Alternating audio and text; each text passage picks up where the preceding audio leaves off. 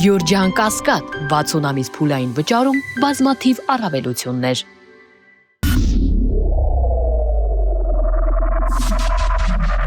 Բարի երեկո, մեծաբի եթերում է Արենանը, ես Արթուր Հայրապետյան, այսօր զրուցելու եմ նախկին պատգամավոր Սոֆիա Հովսեփյանի հետ, բարի երեկո։ Բարև ձեզ։ Տիկին Հովսեփյան, դուք էլ հայտնվեցիք մի իրականության մեջ, որ Նիկոլական Հայաստանում Նիկոլը դատի տվեց ձեզ։ Ես հիմա ձեր բախտը իհարկե բերել է, որ դատով եք, հա, միայն ավարտվում կամ նոր ասկսում, բայց կարող եք հայտնվել անազատության մեջ, որովհետև անազատության մեջ հայտնվում են այն մարդիկ, ովքեր որ իրականում ոչինչ չեն արել, բայց քանի որ Նիկոլը այսպես թիրախավորում է անհատական մարդկանց, որոշում է ինչ-որ պատժել, վրեժ լուծել։ Հիմա ձերը որ տարբերակն է, վրեժալուծում, թե ինչ-որ պատժում է, թե վախեցնում է։ Չեմ կարող գնահատական տալ, որովհետև երեքն էլ կա։ Այսինքն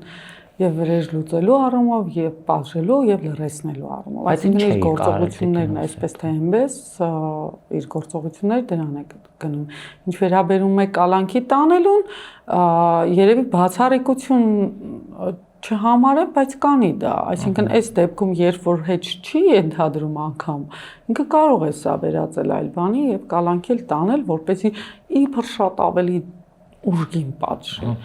Ու այո, ինչպես նկարագրեցիք, ճիշտ եք, ոչինչի համար են հիմա կալանավորում, իսկ ռեալ հանցագործները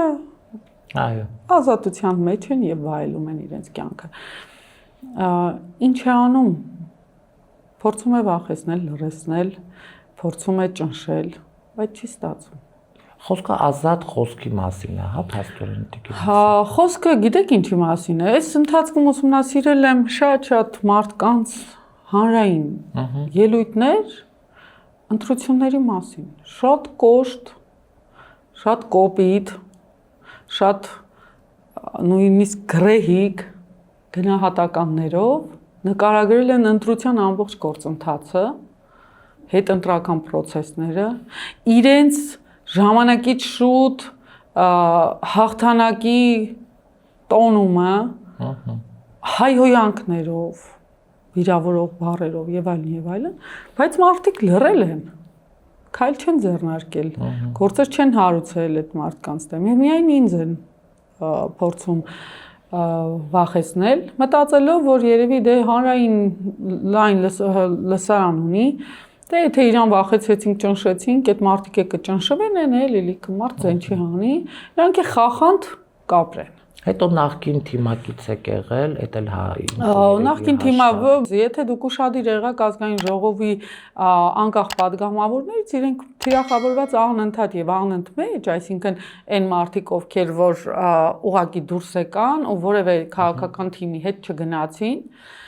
իրանք անընդհատ ու անընդմեջ միայն իմ դեմ են պայքարում։ Ի սկզբանե դուրս գալու շատ շռնդալից պայքար սկսեցին կեղծելով, ստելով, երբ որ ասում են ստից վիրավորված մարդը, առաջին սուտը ամբիոնից հայտարարեցին, որ $1 միլիոն եմ վերցրել։ Առաջին սուտը, մինչև ես հասա իմ գյուղ, գյուղի 99% այդ մասին էր խոսում։ Դու ստից ես խոսում։ Այսինքն այդ մեղադրանքը բնականաբար սուտ էր եւ բնականաբար դա դե գնա ապացուցի հələ ես գետ 1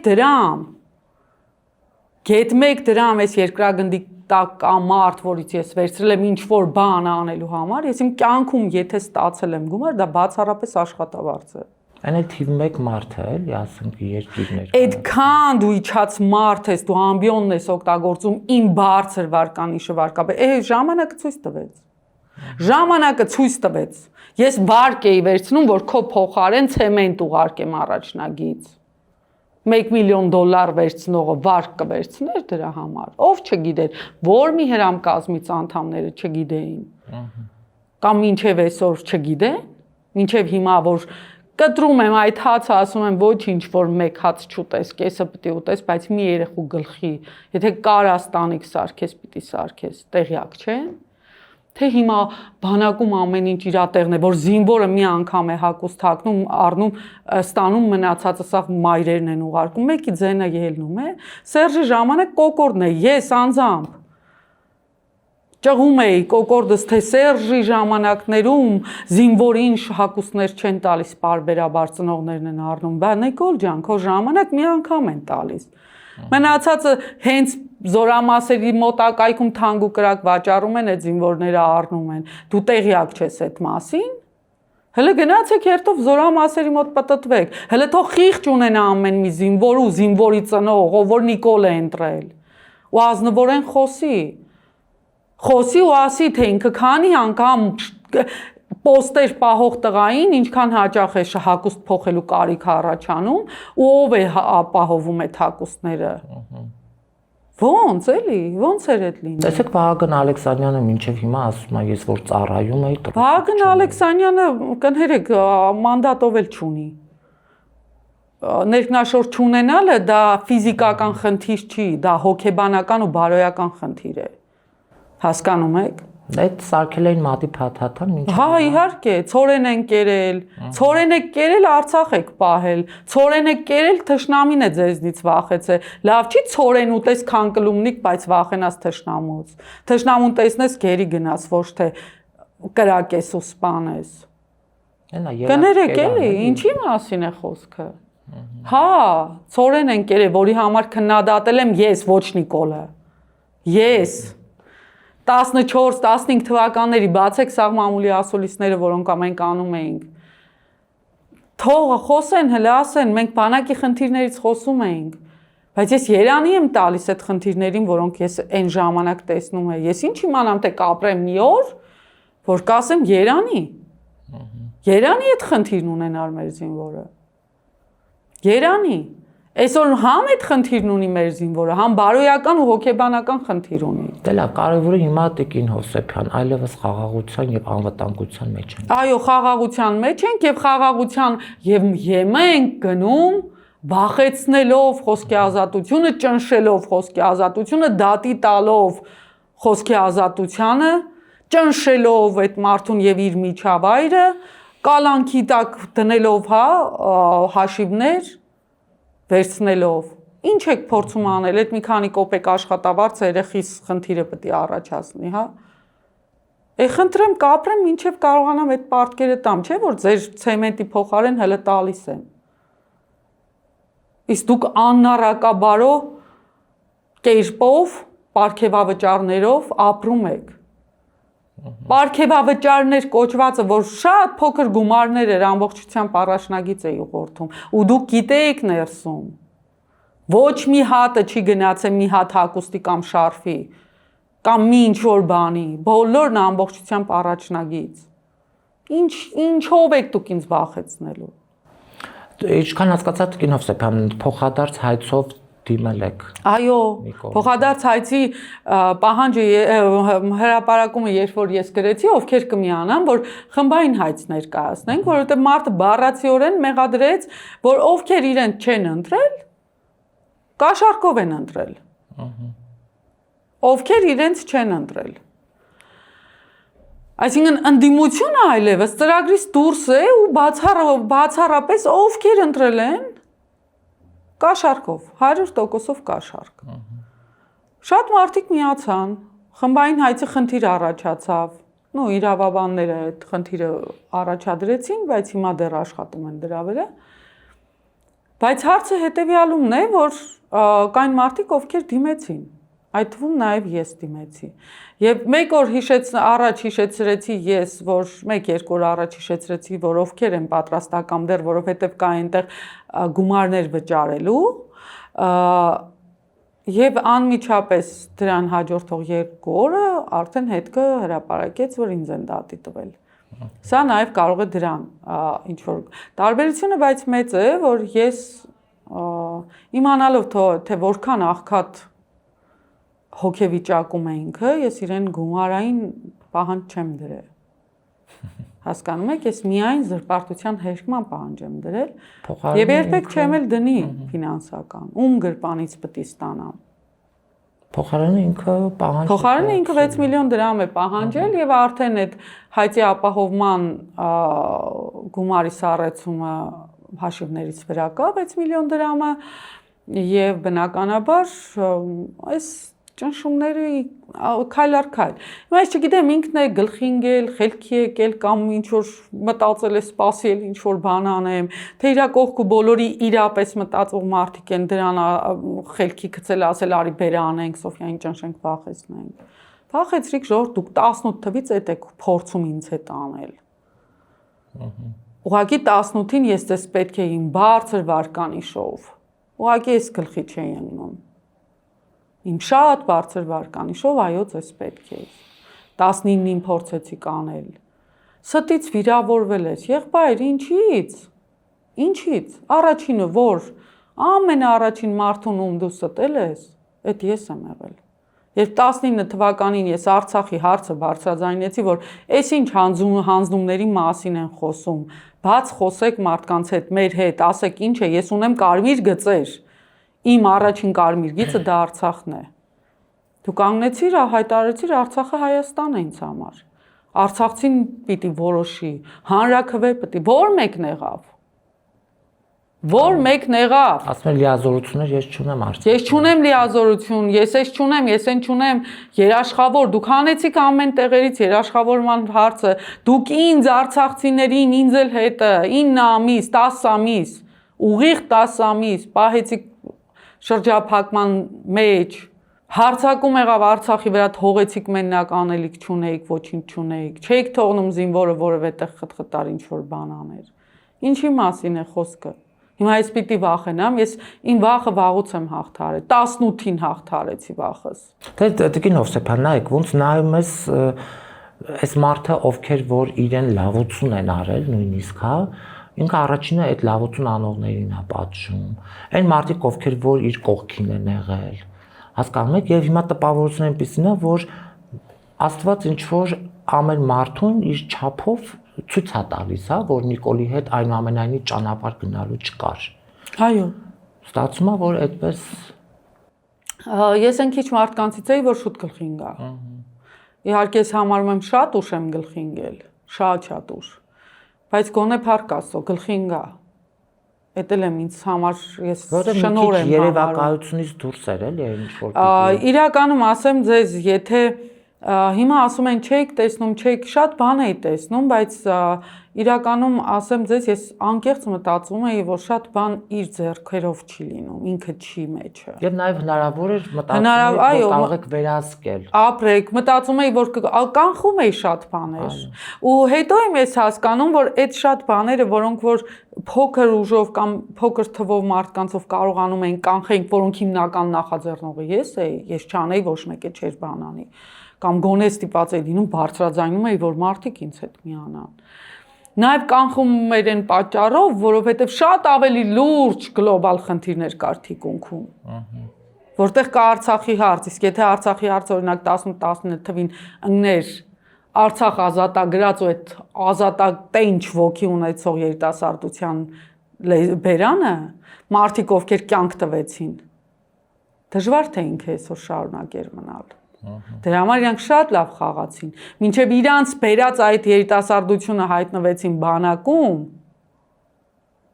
ու կոտարածը տեղից սկսվեց։ Հենց իրանց բերած երիտասարդություն, այն մարդիկ, ովքեր իմ կողքին փողոց էին փակում։ Հենց իրանք գնացին բանակ։ Հենց այդ սերունդը գնաց բանակ։ Այո։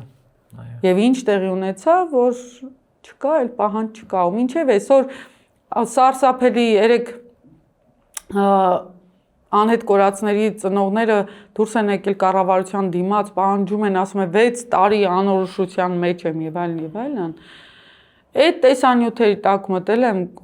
ուզում եմ հասկանամ մտածողություն արժե համակարգ էլի, վերջապես մենք ուր ենք հասել։ Երևի 10%-ն էր, որ սատարող խոսք կար, մխիթարող խոսք կար այդ մարդկանց։ Մնացածը իրենց էլի խմբականակը, հա, մասսան հավաքվել էր եւ այդ ամբողջական տեքստերի տակ դուք տեսնեիք ինչ արտահայտություններ էր այդ մարդկանց հասցեին, ծախվածներ, փող եք ստացել Քոչարյանից, այս ինչ է կարել, ինչ է կարել։ Եթե այսօր կան զոհվածի ծնողներ, որոնք ծախված են, փող են ստանում, այդ բացառապես ձեր կողքին են։ Ձեր կողքին։ Ձեր հետ նկարվում են, ձեր հետ, չգիտեմ, սելֆիներ, կրթվում են նորաձև։ կրթում են նորաձև, ինչ որ բենդեր են անում ու բացում ու նվագում ու երգում ու պարում, հաղթանակն են տոնում։ Երեք իմացա, որ ինչ որ բենդեր են հավաքում, ինչ որ տենց փառատոնային ինչ որ մի հատ վիճակ պիտի ստեղծեն վարչաբենդին կից։ Նորմալ է։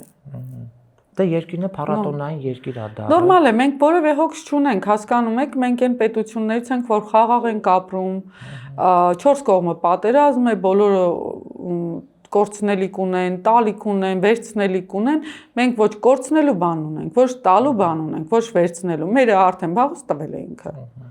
Դա հիմա Տիգրան հարցնատեկին։ Եվ Տիգրան Աշենի հարցը, եւ Տավուշի անկլավների հարցը, եւ անկեղծ ասած Տիգրան Աշենից մի հատ կնոջ էին խոսեցնում։ Ես ուզում եմ հասկանամ նախ մեր TV-ները ոնց են գտնում այդ երևույթներին եւ ինչի են իրենց այդքան հնարավորություն տալիս։ Այո, ուսուցչուհի է դպրոցում եւ սարսափելի է, դուք պատկերացրեք, հենց այդ ուսուցչուհին ով այդ սերունդին կրթում է, այդ սերունդն է վաղը գալու էլ, ինչ ակնկալենք մենք Արցախի հարցում, երբ որ դուք ջնջել եք դպրոցներից, հլը մենք գոնե մեծացանք, երազանք ունենք, մինչև այս պահը եւ միշտ երևի կմնա մեր երազանքն այդպեսին, քանի կանք ու ապրում ենք, շնչում ենք, Մասիսի վերադարձ, պապական հողերի, հայքի, մեծ հայքի եւ այլն Արցախի մասին էլ չասեմ։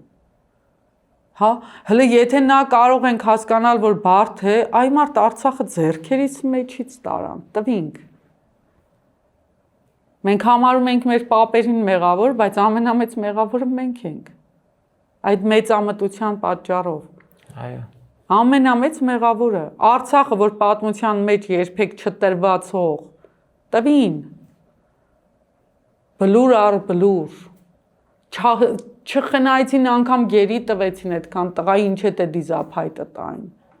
Ամեն ճանապարհ ու ամեն եղանակ գտան ու տվին։ Ու մենք էլ ենք մասնակից դրա մեջ, որովհետև մենք այսօր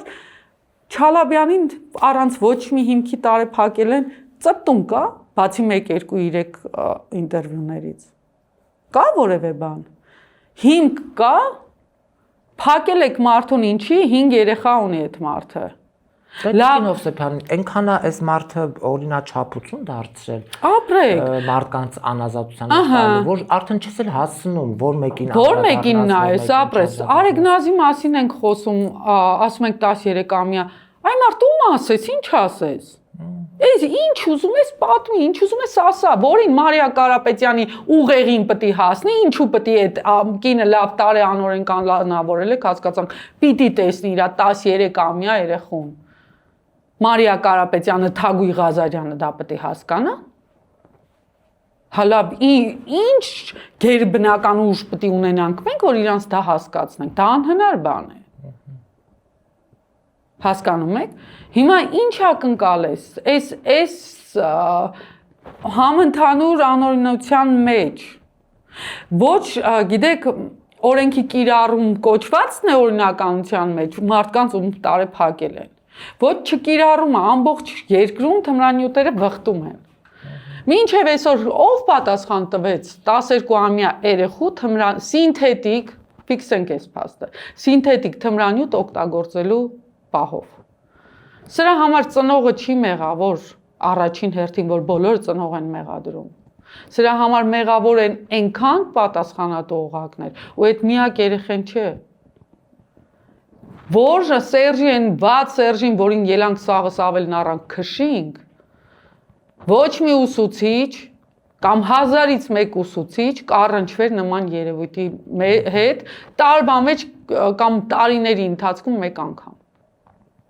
Բայց այսօր ուսուցիչները լարված են։ Սերժ Սարգսյանի ժամանակ ավել առանք այդ մարդուն քշեցինք։ Վատն է, բարկեր ու չեմ ասում, որ լավն է, շատ վատներ քշեցինք։ Բայց այդ ժամանակահատվածում որ մի ուսուցիչը կելներ պատերի տակ, ման կգար երեխա, բայց ոչ վստահ լինելով, որ թմրանյութ է օգտագործում։ Դա նույնիսկ մամուլը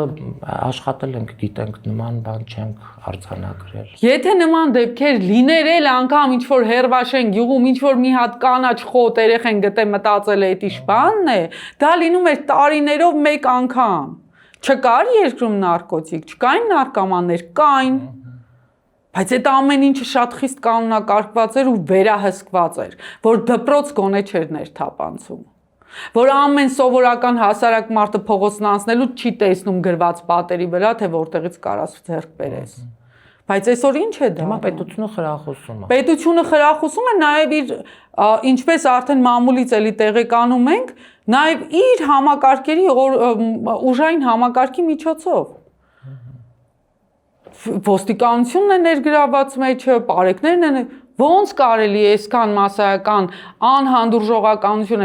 այսքան մասսայական անօրինությունների մեջ գալ ոչ մի բանով գործ սարքել, մամուլը լցնել, որ Ավետիք Չալաբյանին ձերբակ ում եք վախեցնում։ Ավելին ասեմ, ամոթ այն մարդուն, ով որ չի ձերբակալվում արդեն ձեր կողմից։ Պատվում եք դուք այդ մարդկանց։ Ով չի հետապնդվում ձեր կողմից։ Ամեն օր մարդ է մահանում, օրը ցերեկով կրակոցներ, ծեծկոտուկ, ինքնասպանություններ։ Երբ որ մենք փորձում ենք մամուլը ամփոփել, հասկանում ես, որ սկզբից մինչև վերջ աղետի հետևից բոթի հետևից կրակոցները այս վերջին կես ամսվա ընթացքում բաց օրը ցերեկով մարդկանց աչքի առաջ 3 դեպք։ Մի հատ բացեք տարիներիով քրքրեք։ Չեմ ասում գնացեք այն հին ժամանակներ 90-ականներ, վերջին թեկուզ 10 տարին։ Տարվա մեջ էր այդ 3 դեպքը լինում, տարիների մեջ էր այդ 3 դեպքը լինում, թե կես ամսվա մեջ։ Բայց օրինաչափություն է, դա նորմալ է, Նիկոլին կարելի է։ Ամեն օր նույն վիճակն է, եւ մարդիկ են մահանում։ Եվ ներքին գործերի նախարարի խոսելուց ես այդ մարդու ինքնավստահությունից ուզում եմ սաղ աշխարհն ունենա։ Մի հատ պատասխան, ոչ մի բանի համար դու պատասխանատու չես։ Մի հատ է կարմիր գրիշն առած ինքն ու Սրբուի Գալյան կոչվածները։ Կարմիր գրիշներն առած անընդհատ լրագրողների հարցադրումներն են ուղղում։ Գնայք դպրոցում դասատու աշխատեք, որ կարմիր գրիչով մանեք գալու։ Եթե ձեր ֆունկցիան դա է, լրագրողի խոսքը շտկել կամ ուղղելը, խմբագրելը կամ սրբագրելը, գնացեք սրբագրիչ աշխատեք։ Նախարարներ եք դուք, ձեր երկրում տեղի է ունենում մասսայական անօրինականություն։ Կարևոր իրանք լավ են սովորել Տիկին Հովսեփյան։ Իրանք հա, ճիշտ է, դիպլոմներ են ստացել, որ աշխատավարձ ստանան։ Տոներ են առնում, լավ են ապրում, պիտի լավ ապրեն։ Երևի դրա համար, քանի որ մենք մնացածս ոչ մեկս լավ չենք սովորել, ծույլիկներս արժանի ենք պատժվելու, այո։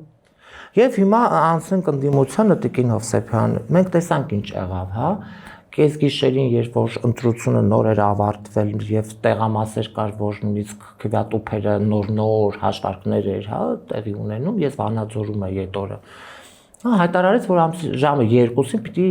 ելույթ ունենա եւ 2-ին ինքը իրեն կարգեց արդեն վարչապետ։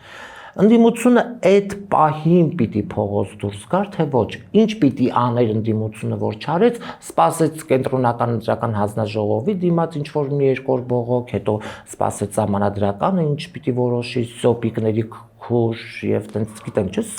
ոնց է ձևավորված համանadrական դատարանը։ Գիտեք, ես կարծում եմ, որ փողոց դուրս գալու պահը արդեն էլ արդիական չի։ Ինչ պիտի անել։ Մեկը ես իմ մասով ասեմ, հա, պայքարող մարդ, հա։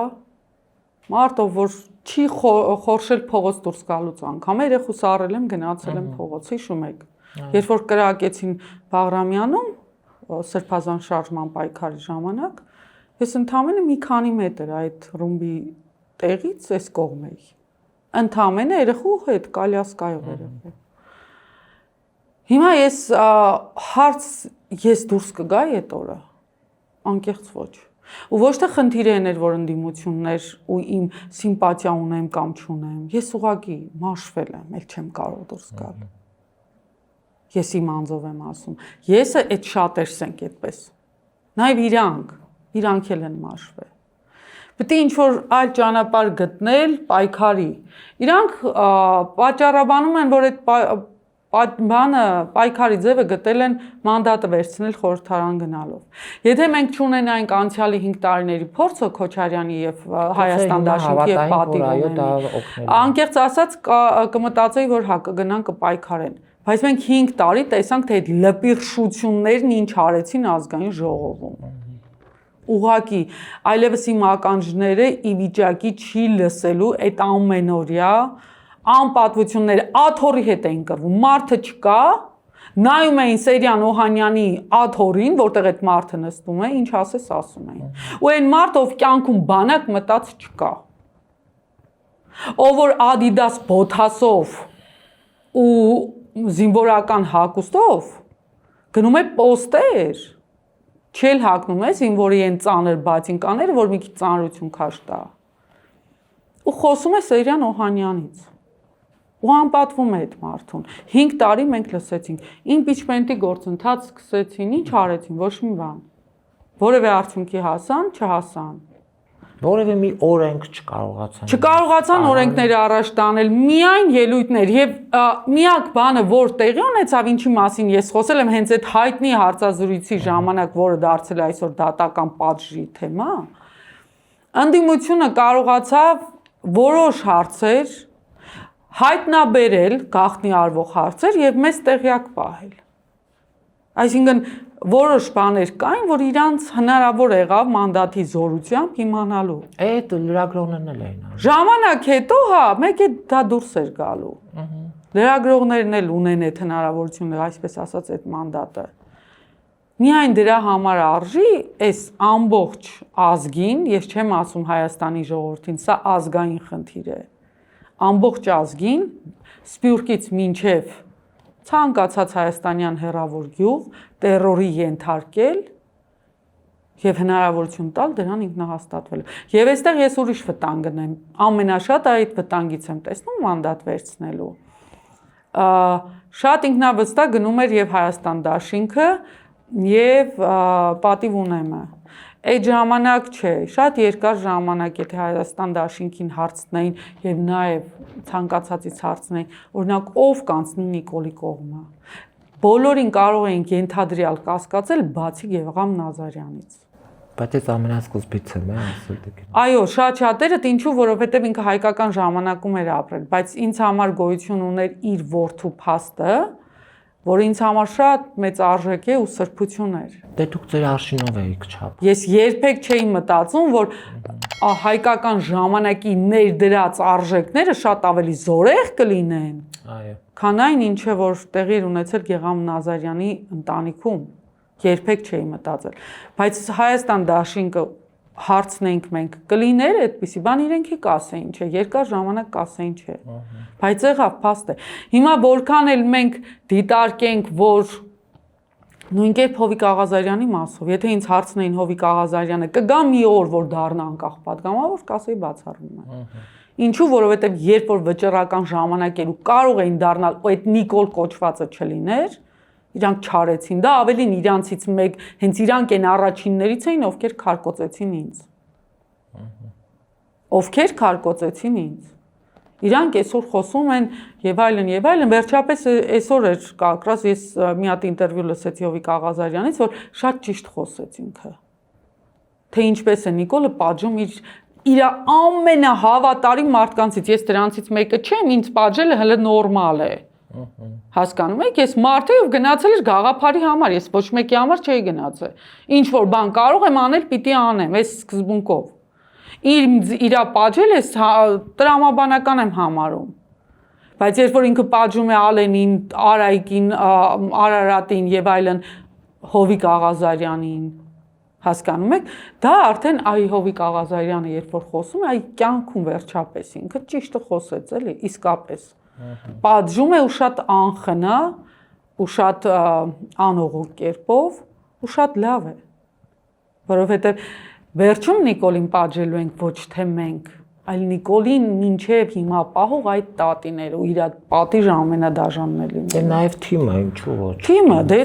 է իր թիմը։ Որտեվ այս ազգային ժողովում մենք հիմա տեսնում ենք մանդատներ չվերցնող որոշ էլի մարդիկ, որ մտածում են էլի վերցնելու են ու գնալու են ազգային ժողով, բայց էլի ներսում այդ քայքայման process-ը տեղի է ունենում։ Ազգային ժողովի ցուցակները երբ որ կազմեցին, արդեն հասկանալի էր ինչ է տեղ ունենում։ Օրինակ նույն իրեն գերնվիրված մարդիկ կային, որոնք հայտնվել էին 90-րդ տեղում եւ այլն, այդ մարդիկ այն ամենահլու հնազանդ ենթականերն էին, հա, Նիկոլ Փաշինյանի։ Այն մարդիկ էին, ովքեր որ 20 թվականին կանգնում ասում էին, որ ինչ պետք է անեք քարվաճառ ունենալով։ Հասկանում եք, որ ում ասես ասում էին թող գնային պաշտպանեն, իբր քարվաճառը չի պաշտպանվել, դրա համար ենք է։ Հասկանում եք ինչն է։ Այդ մարդկանց Նիկոլը գցել է 90-րդ համարները։ Ու այսօր իրանք հարցեր կանցնեն խորհրդարան, չեն անցնի, ովքեր մանդատներից կհրաժարվեն, ինչի կհրաժարվեն։ Իդեպ ասեմ, գործադիր ուղարկելը ամենահեշտ տեղն է մարդուն զրկելու որևէ հնարավորությունից։ Այո, վաղար Շակը Հակոբյանի ելավ գնաց բիզնեսով մասնավոր զբաղվելու։ Հարց էլի, շատ ահավոր նեղվում են այդ հարստանալու մասին խոսելով։ Երեք Խաչատուր Սուքասյանի հարցազրույց ընկավ աչքիս արցախցիների մասին, ինչ ասես ասելով, իբր արցախցիները սոված մոմբաս էին ուտում, ես իմ ինչ վիճակում էին անշոր ու անկոշիկ, ինքը այստեղ մեծահարուստ էր, հենց մի անգամից մեծահարուստ եղել, էլի, ու քննադատում է եւ այլն եւ այլն։ Այդ ոնց է եղել։ Մոռացել ենք Վաղարշակ Հակոբյանը ինչպես է մտել ազգային ժողով, այսօր էլ ասֆալտների ճանապարհաշինարարության մեջ է, ոնց եղբայր։ Այդ ոնց բիզնեսներ։ Ստիփան Փաշինյանը դուր կորավ։ Հարց չեք տալիս, օլիգարխներ չկան։ Բոլոր ժամանակներում կան։ Լիլիթ Մակունցի բառացիորեն իր նկարագրածը ես որտեղից պետք է իմանամ, հա։ Մամուլը լուսաբանում է, իմանում եմ, թե ինչքան միլիոն դրամներ եւ դոլար ունի այս մարդ, դոլարներ ունի հազարավոր։ Որտեղից, այ հա Մակունց ջան։ Դե ամերիկաներում էր։ Որտեղից Ամերիկայում լցրած էր հավաքում էր ինքը։ Դիվանագետի այդ աշխատավարձը այդքան լայն է։ Ինքը չի ապրել այնտեղ։ Դե ներսում եղել է գիտեք այդ ինչքան հա, էլի։ Իհարկե, ես շատ լավ գիտեմ։ Դա բացառում եմ ես ես բացառում եմ ու շատ հստակ հայտարարում եմ, որևէ падգամավոր։ Եթե մենակ իր ընտանիքի համար է ապրում, ընտանիքում որևէ մեկը չի աշխատում, իրանք հազիվ ծերծերին հասցնելու են ու ոչինչ ինքը չի անում։ Եթե ինքը ապրում է ինքն իր համար շատ զուսպ, բայց գոնե գործ է անում 1-2, իր գումարը չի հերիկելու նորից, այսինքն ինքը էլի պարտքերով է ապրելու։ Եթե ինքը տարեվերջում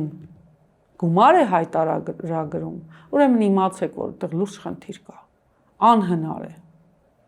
բառացիորեն անհնար է, հնարավոր չի, որքան տնտեսես, որքան խնայես, իրանց դեմքերից է չի երևում, որ իրանց տնտեսած է, մենակ իրանց մեյքափներն ու իրանց դեմքի խնամքները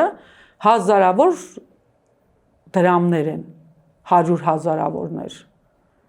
Չի կարա հասկանում եք խնայվի։ Դրանից էլ բան չի փոխվում իրականում։ Բան չեմ փոխում, ես տրամաբանությունը, մեկ էլ հայտարարագրվում է տարեվերջին տուն։ Ոնց։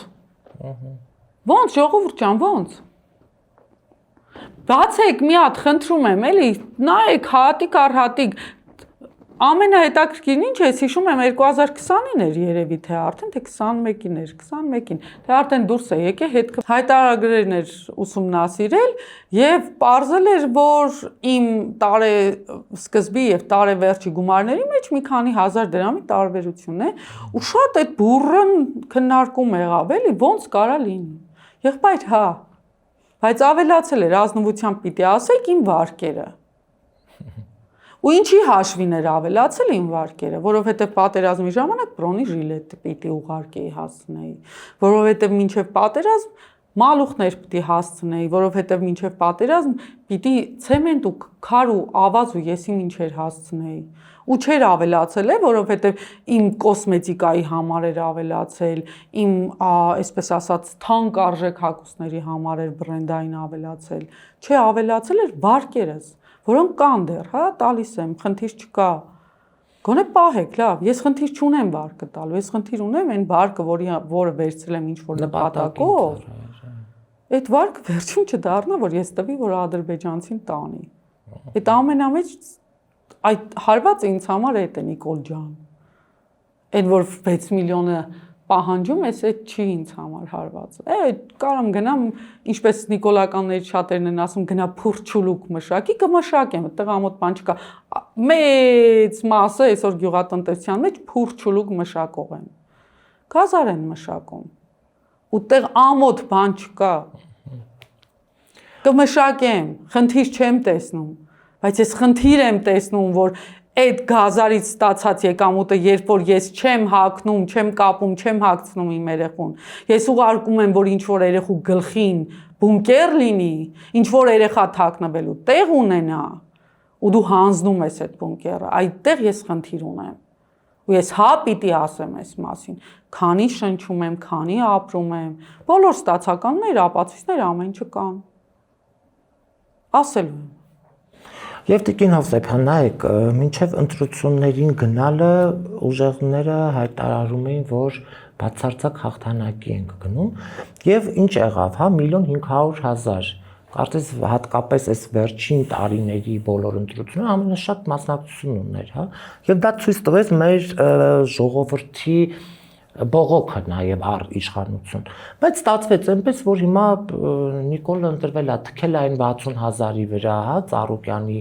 հավաքած, Ծառուկյանի որոշեց, որ պիտի այդ մարդը չմտնի ազգային ժողով։ Ինքը մի անձնա որոշում է, հա, ում ձեռից խլի այդ ունեցվածքը, ում նստացնի, ով գա ազգային ժողով, ով չգա։ Եվ հիմա արդյոք բարոյական է այն ինչ որ տեղի ունենում հիմա անդիմադիր դաշտում, որովհետև այս մարդիկ մեծ մասը, հա, երբ որ որոշում է մանդատ վերցնի գնա, երրորդ ուժը այդ Նիկոլի ասած, հա, երագլուխներից մեկը այսօր նստած է եւ 60,000 ցայն ուղակի փոշիացվել է, եթե ոչ անցել է Նիկոլին։ Գոնե այդ երեք ուժերի միասնականությունը հաշվի առնեին եւ հասկանային, ասեին, որ գիտեք ինչ, օրինակ ես միշտ այդ օրինակը բերում եմ, ասում եմ, եթե օրինակ Ծառուկյանը հավաքեց 60,000 ցայն եւ վերջի րոպեն ասում է, գիտեք ինչ, ես չեմ տալի այդ 60,000 ցայնը ձեզ, օրինակ, որը կարող էր, հա, նշանակություն ունենալ եւ այսօր վարչապետի աթոռը լիներ մեկ ուրիշ մարդ։ Այդ ժամանակ ինչ էինք անելու, անելու ենք, որ ինքը դաշնամի է, դավաճան է, չէ, ինչ ասես ասելու էինք։ Բայց հիմա այդ մարդու ձայները ուր է։ Այդ մարդու ձայներից բացի, այն որ այդ մարդու ձայները չկան, հայ ընդդիմություն շատ-շատերի ձայները չկա։ Այո, միասնության թևերի ձայները։ Միասնության թևերներ, շատ-շատերը, հա, ես անունները բոլորի չեմ հիշում կուսակցությունների լիդերներին, հա, կարող եմ թվել։ Շատ-շատերի ձայները ուղղակի չկա։ Միասնականություն տեղի չունեցավ ոչ մի հարցում։ Եվ ցավալիորեն ես ուսումնասիրում եմ ու հետևողական եմ լինում նաև ինչի համար, որ ընդդիմությունից 1000-ից մեկ մարդ, կարելի ասել այն մարդիկ, ովքեր մանդատ ունեն, որևէ մեկը դեռ չի արձագանքել ինձ հետ կատարվածի հանդեպ։ Որևէ մեկը։ Որևէ մեկը չի, ինչպես ասեմ, թեկուս բարձրաձայնել հենց իրանց թիմակցի, նախկին թիմակցի մասին։ Արեգնազի մասին է խոսքը։ Գոնե կանայք պիտի այդ մասին խոսեին, մանդատավոր կանայք։ Հələ այս նորերը նոր են մանդատ վերցնում, հələ չեն պատկերացնում ինչ են անելու։ Հին մանդատ ունեցողները, որոնք արդեն մի этап մանդատի, այսպես ասած, հնարավորությունները գիտեին,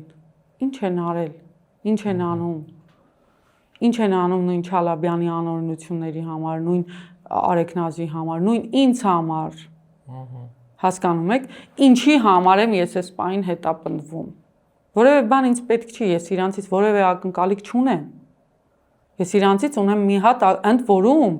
որ իմ խոսքը իմ անձի համար չի, իմ կռիվը իմ անձի համար չի, ես խոսում եմ ընտրությունների կեղծման համար, այն բանի, որից առաջին հերթին տուժել են իրենք։ Իրանք մտածեն քաղաքական պայքարի մեջ, ես պայքարի մեջ չկամ։ Ես կողքից նայող եմ։ Ես սովորական ապրող մարդ եմ, հա?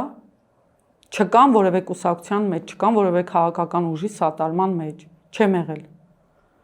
Հիմա Ինչ պիտի միասնականություն մենք ակնկալենք, որևէ բան չի լինելու։ Հաստատ չեն գնալու այդ մարդիկ, այսպես ասած,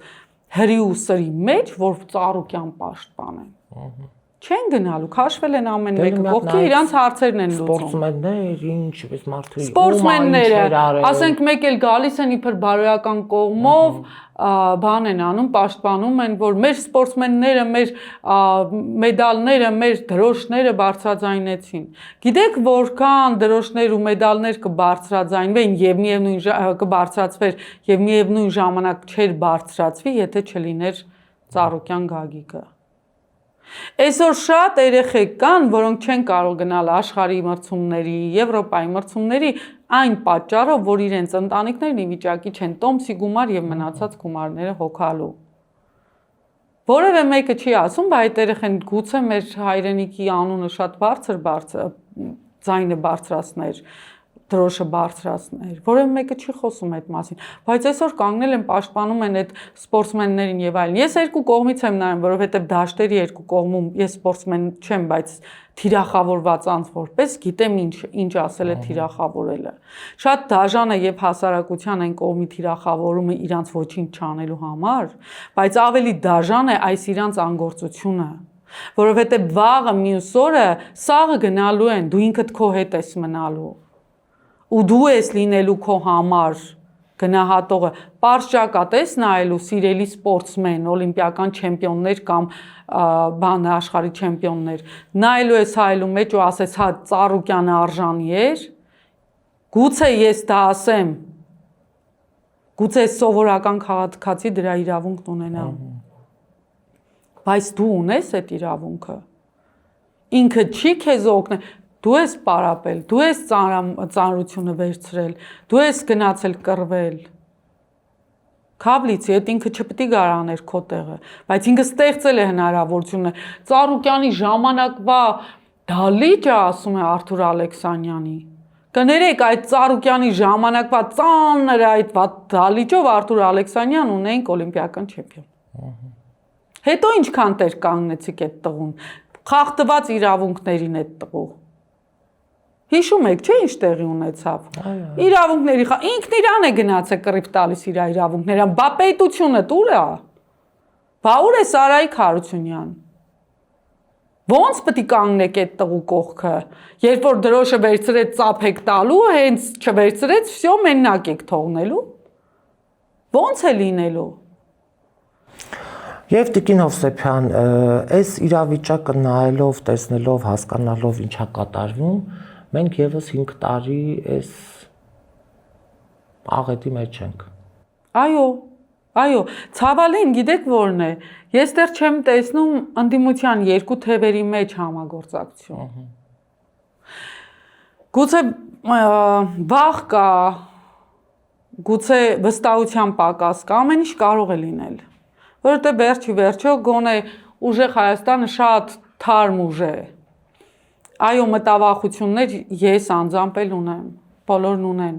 Եթե Հայաստան դաշինքը բավականին թրծված է եւ ընտրել էին ցուցակը բավականին այնպես են կազմել, որ բոլորի վրա էլ կարելի է կասկածել, հա, եթե ուզեն կասկածել, բայց հավանականությունը շատ փոքրանում է կասկածելու կամ ռիսկերի։ Այս պարագայում դեռ ոչ մի բան չենք կարող ասել։ Այն ամենավստահելի մարդը, որ 100% կարող ես այս պահին երաշխավորել, դու չգիտես թե ինչ իրադրության մեջ է ինքը հայտնվելու ու ինչպիսի մի հատ խնդիր ինքը չէր կարևորել կամ չէր դիտարկել, որը կարող է դառնալ իր աքիլեսյան գարշապարը։ Եվ գուցե հենց այս ամեն ինչի արդյունքում է, որ շատ մտահոգություններ ու մտավախություններ կա, իրենց մեջ էլ չկա դեռ այդ իրար հետ փոխկապակցված համագործակցությունը, որը ես օրինակ հույս ունենամ, որ մտնեն ազգային ժողով կարող է ինչ-որ բան դուրս գա։ Դա ասում են օրինակ մեծամասնություն, սահմանադրական մեծամասնություն չունի այս անգամ Նիկոլը։ Այո, մեծամասնություն ինքը չունի եւ ցավալիորեն ընդդիմությունն էլ որևէ բան չի կարող անել, որովհետեւ Նիկոլը այնպիսի մարդկանց է տարել իր թիմ, այնպիսի մարդկանց է բերել, որոնց որ այլևս իրենք այնքան են մտել այդ ամենի մեջ, որ իրանց խնդիրը այս հայրենիքի ունենալ չունենալունն է, այսինքն իրանց հակակշիռը ուղղակիորեն այն է, որ գնում են նրան, որ չունենան։ Կուռ են այո։ Այսինքն կուր են, իրանք համագործակցում են Թուրքիայի հետ եւ իրանք պահանջը շատ ավելի առաջնահերթ է, քան հայի պահանջը։ Իրենք համագործակցում են Ադրբեջանի հետ եւ ավելի եւ մարդիկ ուրախանում են դրանց եւ իրանք համարում են դա օրինաչափություն, դա համարում են ավելին իրանք խեղվում են այն մտքից, որ մենք Արարատ ասում ենք մեր սարն է, հա։ Իրանք թուրքերի շահերն են պաշտպանում։ Հիմա այդպիսի ձևավորված թիմից հնարավոր չի պոկելը։ Մարդ պոկել տանել։ Բայց նաև այդ խոսակցությունները կան, որ ԿՊ-ում այդ հա ալենական մի հոսք կա, հանեցին հերթով, այսօր չտեսակ Էմապալյանն էլ չկա, այն մեկն էլ չկան, ովքեր որ կարան հավանական, այսինքն Ալենը գնացել է, իր թիմը կարող է ներսում ինչ-որ բան գեներացնի, չկա հանում են։ Արայիկի թիմին է կհանեն, այս իրանց համար ինչ էական է։ Կարևորը որ այդ կուր մասան, որը երբեք ես չի ունենա, դիմագիծ չի ունենա, որը երբեք չի առաջ քաշի հայի շահը, այդ մասան մնա, որ երբեք որևէ մեկը չկարողանա պոկել, կամ չպոկենը ինքը հասկանա, որ պետք է պոկվի, չկա։ Եվ նաև ժողովուրդը այս ընթացքում մեծ հիասթափություն ապրեց ընդդիմությունից։ Այն ձայնը որ տվել էր, ինքը չէր տվել, որ գնային մանդատ վերցնեին եւ ազգային ժողովում ընդդիմափոխություն տեղի ունենար։ Այս մասին ես խոսել եմ։ Տեսեք, ես որպես ընդդիմադիր մարդ, ընդ որում մարդ, ով որ կարող է հստակ հարցեր տալ ու ունենալ պատասխաններ։ Մինչ օրս ուղիղ ասում եմ, ես ընդդիմության հետ նման երկխոսություն չեմ ունեցել։ Չեմ ունեցել ինչու, որովհետեւ ժամանակից շուտ, երբ կասկածի տակ ես դնում հաղթանակը, արդեն էլ պետք չի գնալ մրցույթի։ Եթե դու գնում ես պայքարի, դու պետք է գնաս վճռական հաղթանակի տեսիլքով։ Այդպես էլ ասում են։ Հիմա, եթե ես պիտի իրան ասեմ, այ եթե դու չընտրվես, մանդատը կվերցնես, թե չէ, արդեն ես իմ ձայնի ուժը կասկածի տակ եմ դնում։ Սոֆիա ջան, որպեսզի վստահ լինես, որ ինքն էլ իր նպատակին հասնելու է, նվազագույնը 100,000 մարդ պետք է բերեիր օրինակ։ Հետ չէ, 100,000 չէ, 100 մարդ պետք է բերեիր, որ ընտրեին։ Հիմա փաստացիորեն բավականին տարբերություն կա ընտրության թվի միջև։ Իրենց երկուսին վերցնեմ, ես այն կորած փոշիացած ձայները չեմ հաշվում, հա։ Բայց եթե հաշվենք նաև այն ձայները, ապա ինչ պետք է անեիր, որ օրինակ ընդդիմություն չասեմ, Նիկոլ Արբանյակներին ձայն չգնար։ Ինչու ես չկարողացա ցույց տամ, որ օրինակ Շիրինյանին անգամ իր ընտանիքի անդամը չպետք է ձայն տա, ինքն էլ պետք է գնա իրան ձայն չտա։ Հասկանում եք։ Ինչու ես ոչինչ չարեցի, որ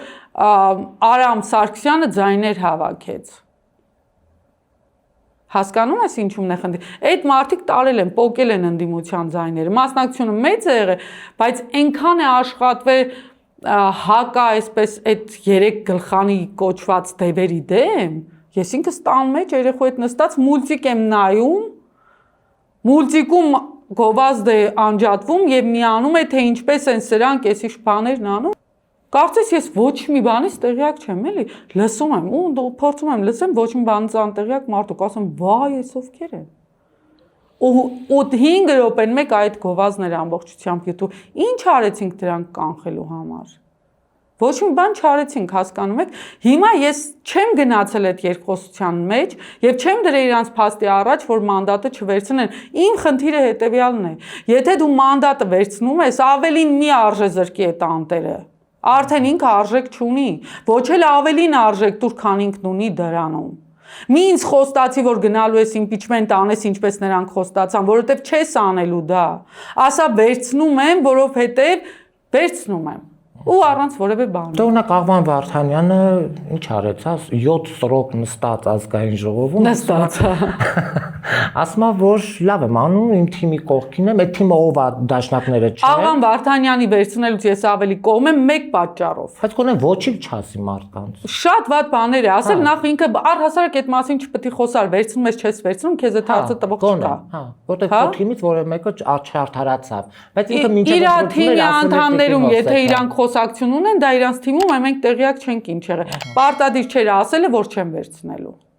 Որևէ մեկը քեզանից չի ստիպել։ Ասել էր, եթե մեր թիմը չի հաղթում, այո, չեմ վերցնելու, չէ։ Ոչ մեկ իրանից այդ պահանջը չէր դրել, որ ինքը այդ մասին խոսի։ Ինքը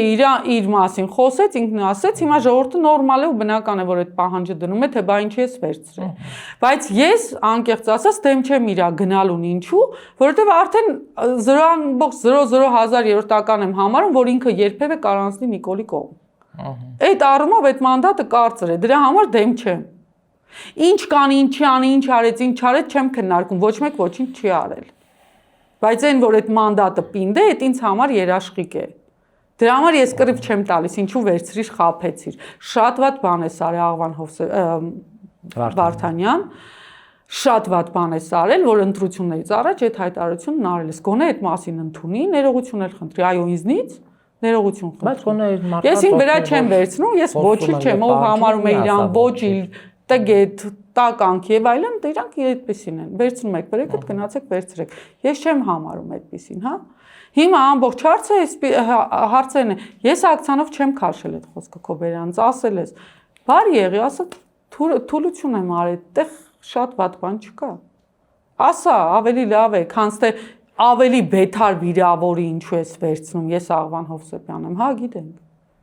Դու Աղվան Վարդանյանն եմ, գիտենք, այ մարդ, գիտենք։ Բայց ես ասում եմ, ես հանգիստ եմ մեկ պատճառով, որ այդ մանդատը երբեք նիկոլական չի դառնա։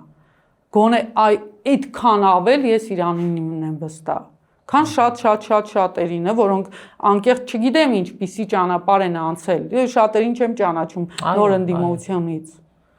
նոր ընդդիմությունից։ Եվ այս մարդիկ, ինչպես որ տեսնում ենք, ինչպես են տանում, փակում, ինչ պայմաններում են պահում, ինչ են անում։ Շատ հանգիստ կարան, էլի, մարդ է, գայթակղվող է, երևույթ է։ Կարող են։ Եթե դրանք կարողացան այդքան տարի եկեղեցուն ծառայած սրբազանին դարձնեն անհայրենիք, աչ ու ձախ չգնամ, Վրդանես սրբազանի մասին խոսեմ։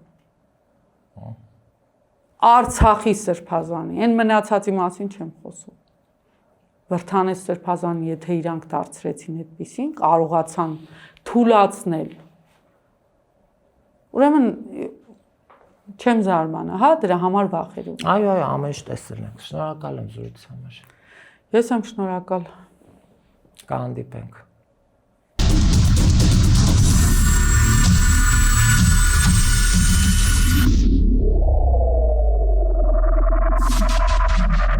Գյուրջան Կասկադ 60 ամիս փուլային վճարում բազմաթիվ առավելություններ։